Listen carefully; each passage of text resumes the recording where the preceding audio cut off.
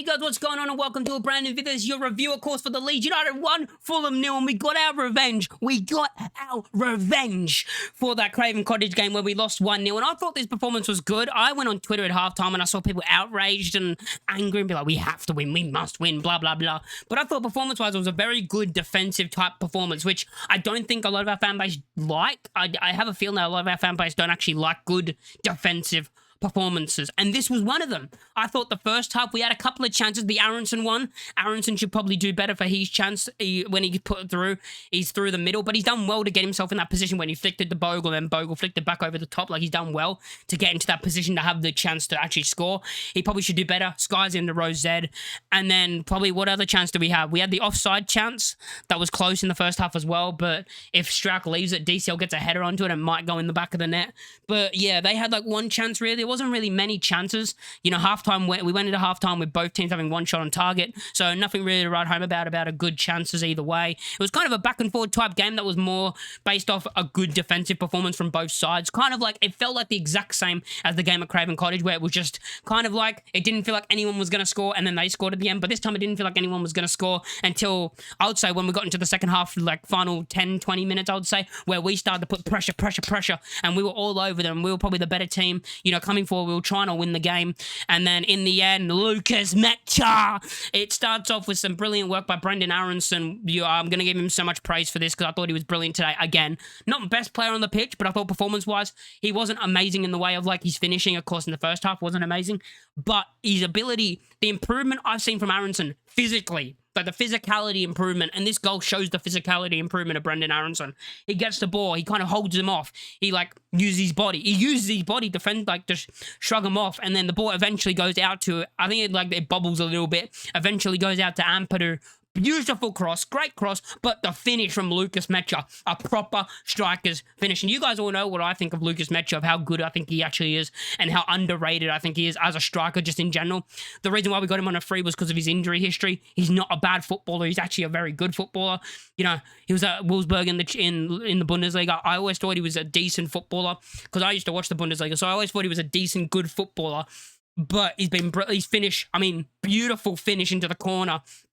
And it's just one of those where the keeper's not saving that. He's got his foot beautifully onto it in the back of the net. And just like on the opening day against Everton, it's Nmecha, ice cold, and scoring the winner. It's beautiful to see that he's come back, you know, he come back from injury. He's been a bit performance-wise as in the last couple when he's been brought on. But again, he's been brought on in the exact same position in this game where he's been brought on as basically a winger. That's not his position. He needs to be brought on as in a front two with DCL in the middle. But when he got brought on first, he was playing on the left. He wasn't playing well because we were playing him on the left. I think later on when he does get the goal, he's further central. He's more central, which is where you want him to be in a front two with DCL when he does come on the pitch. Whether you start him or not, because of the Aronson's form, you can't really drop him. So it's about who you want to play in different positions. And do you want to play Aronson in the 8, or do you play DCL and Aronson in the front two? You got Okafor as well. You know, you got these big decisions, which, you know, is great to have these squad depth. But yeah, beautiful goal by Nmecha, finishes it. Leeds United win 1-0. And I thought all around it was just a very good defensive performance. And yeah, let's get into player ratings. So Carl Darlow will start off with. Again, didn't have anything really to do. I mean, there was that moment in the second half where he comes flying out and he headers it straight to them, and I thought, oh my God, they're going to score. My mouth was just open. I couldn't even speak because I thought Smith Rowe was just about to dink it over the top and score. And I'm like, oh, what have we done? And then he misses the shot. I can't remember who took the shot. I think someone else took it off. I think someone took it off Smith Rowe at the time, and then yeah, it missed. But I had him nervous of like, oh my God, that keeper's just messed us up and we're going to be 1-0 down. That was probably the nervous moment. Overall, Darlow didn't have anything to do. Did his job. I'm going to probably give him a 5.5 because he just did his job. Not much to do. Better than average. Kept the clean sheet. Good. But again, no shots were at him, so he didn't really have a lot to do in this game. I thought he collected the ball okay. But yeah, his distribution was decent. There was a couple of times where I went flying out, but I thought he was okay. Next up, Pascal Strauch.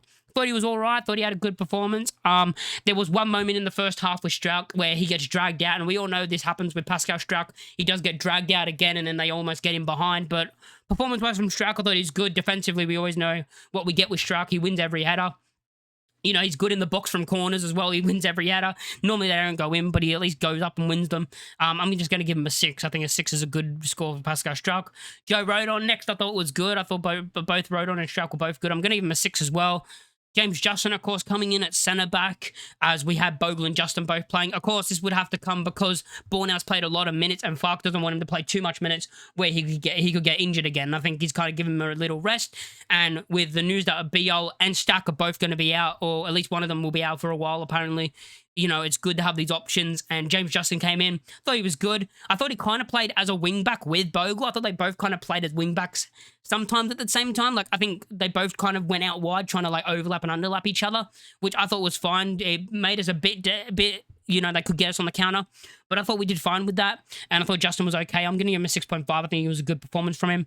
Goodmanson, I thought he was good. Good performance from Gabriel Goodmanson. The moment that annoyed me the most was the moment where he sprinted. He did everything right. And then he sprints in and he hoofs it. He somehow hoofs it, like hit it across goal. You got DCL there, and I think someone else was there at the time, maybe Aronson or... No, I think it was Okafor.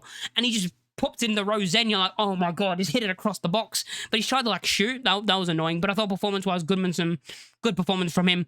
I'm going to give him a 7. I thought he was actually really good. Jaden Bogle on the other side as well. I thought very dangerous. You know, always dangerous on that overlap. Always dangerous. Good defensively as well. Going to give him a 7 as well. Good performance from both of them. Then you got your midfield 3. You know, a lot of people will hammer Gruev because it's the fun thing to do with Leeds fans. They want to choose a player and then level everything at them. Gruev, good performance. I thought he did his job very well. You know, what you ask for Gruev is win the ball back, stop the passing lane. So when they play a pass, try and get in between and stop the pass from happening. He does that very well.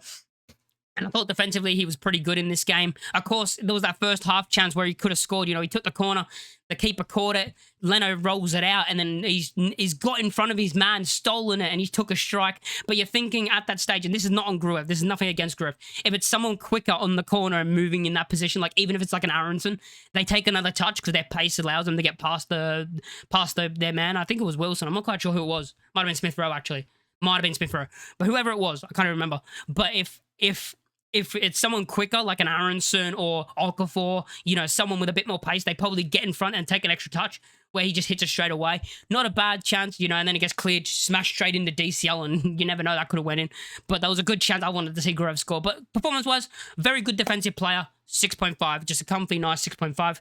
Brendan Aronson, again, I think he was great today. I thought he done what he had to do very well. His physicality has improved so much. Like, I'm so happy that he's kind of like using his body more. I think he's kind of been taught this when we come to the Premier League, and he's kind of had to have time to learn how to use his body defensively and use his body to shield the ball and stuff in the Premier League, and I think he's done that well. Again, I thought he was good again today. I'm going to give him a 7. 7 for Brendan Aronson because, you know, he could have had an assist today. That ball he played into right before he came off straight into Nmecha. Nmecha could have had 2 goals. Plays him in beautifully, and Nmecha just unlucky. Good save by Leno. But yeah, that was another one where Aronson could have had an assist in this game. There was that chance in the first half, of course, but yeah, every player has these chances. You expect it to happen to him at some point that he's going to sky one, but yeah, it's unfortunate. You see that happen a lot. And yeah, but good performance. Ethan Ampadu, we didn't go over. Ethan Ampadu, for me, very good performance. Again, I thought he was great. I'm actually going to give him man of the match. I have no idea who I was going to give man of the match going into this because I think we had a lot of good performances. I'm going to give it Ampadu just because it's very tough to give a man of the match. But Ampadu, for me, gets it. He got the assist for the goal. Great cross. Defensively, I think he was very good. Just on the ball, I like him. There was that weird pass he did in the second half where he pops it back with the Struijk and puts us under a bit of pressure. But other performance-wise, he was good. And I'm going to give him man of the match because, honestly, I wouldn't know who to give man of the match because I think everyone was kind of just good. Everyone was just good. There was no, like, bad performances. There was no, like, amazing performances. But, yeah, Ethan Ampadu for me, man of the match. I'm going to give him an 8. An 8 for Ethan Ampadu. Then you go in your front 2, Okafor. Again, I say this every week. Okafor has the ability, and you keep seeing it every time he gets on the ball. The way he does step over, the way he does the skill, and you're looking at him and you're like, he's got something. And then every time he just blazes the ball in the rosette, his finishing hasn't been great this season. But again, performance-wise, he's always dangerous on the ball. He's always a danger to opposition defenders. And I thought today he was good again. And it's just one of those things about you just want that little bit extra from him. But I am going to give him a 6.5 because I think he was a good performance. And last but not least, DCL.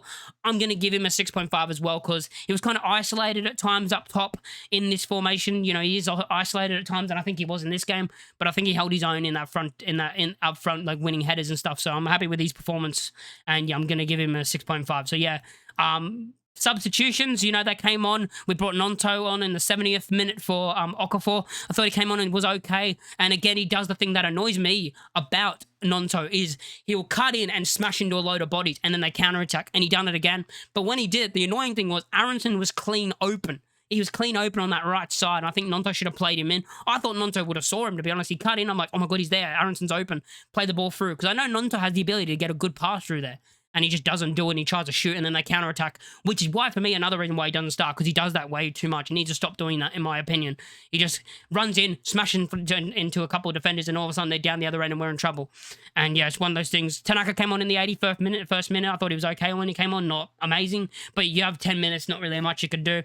He came on for Gruev, so we could go more attacking and go for the game. So he came on and did that, which was good, and we won the game in the end. So yeah, and then of course Lucas Nmecha came on with the goal. So yeah, very good performance from Lucas Nmecha as he came on. I say very good, he wasn't good at all really until the goal. You know, he came on, and as I say, keep bringing him on this left side. He's a striker, he needs to play in the front too, essentially. And the finish was beautiful, which just shows me I know you're a proper striker. Good performance from him. And yeah, I just wanted to give some love to some of the subs. Daniel Farke again, subs making the difference. We have to give credit to Daniel Farke again as well, making the subs, and one of those substitutions winning the game. Of course, you know, good win. It says 0-0 here, but it's supposed to say 1-0, but it doesn't really matter, does it? I forgot to change it when I was celebrating. But yeah, thank you guys for watching the video. Make sure you like, comment, and subscribe if you're new, and I'll catch you all in the next one. Peace.